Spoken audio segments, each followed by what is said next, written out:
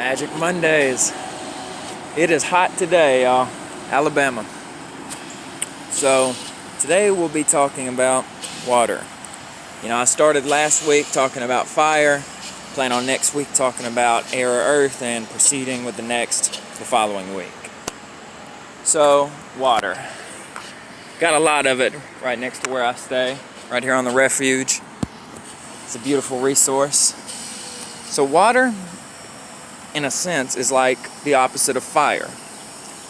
Whereas fire represents assertiveness and willpower, water represents our receptivity, our ability to ponder and to sit and let things come to us, as opposed to pushing our will out onto the world itself.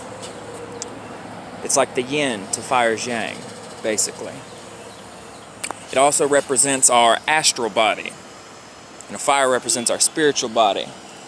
Well, a lot of people might not know what the astral body is, but it's connected to our subconscious, our emotions. This all is the realm and domain of water. When we go to sleep at night and we dream, that is our subconscious speaking to us. Whatever we went through in the day and whatever is on our emotional body, it gets addressed in the dreams. Astral projection.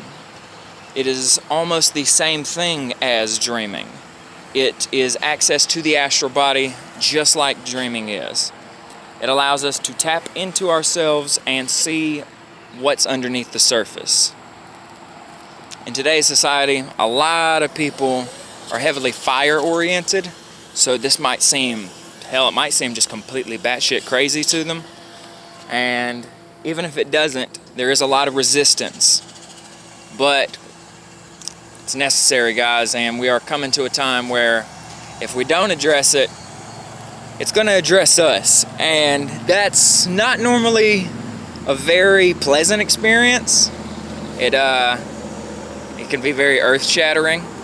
And everyone's got their own journey. It happens how it needs to happen. But if we assess it beforehand, it might not be such a slam into the wall situation, suddenly, oh my gosh, like it came out of nowhere. So it is what it is. Also, water, its direction typically is west. The associations actually are different across the entire world. I wasn't aware of this at first, but I've recently studied a little bit and came to realize that depending on where you're at determines what directions you associate with what elements. For me personally, west and water both have a W. That makes it very easy for me to remember, and it just feels right for me. It doesn't, and that's what water's about, is feeling. So, I'm not telling you that's how it is. You need to find your own associations. This is just what works for me. And then there's two sides to water. There's joy and there's sadness. When our emotions aren't in check and they're out of control, we get sad. We're down because our emotions aren't in check. But think about it. You get very happy when your emotions are in check, and it's an uplifting kind of. It's not just happiness; it's joy.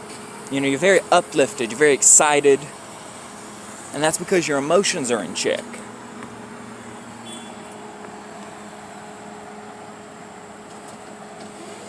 And that's water.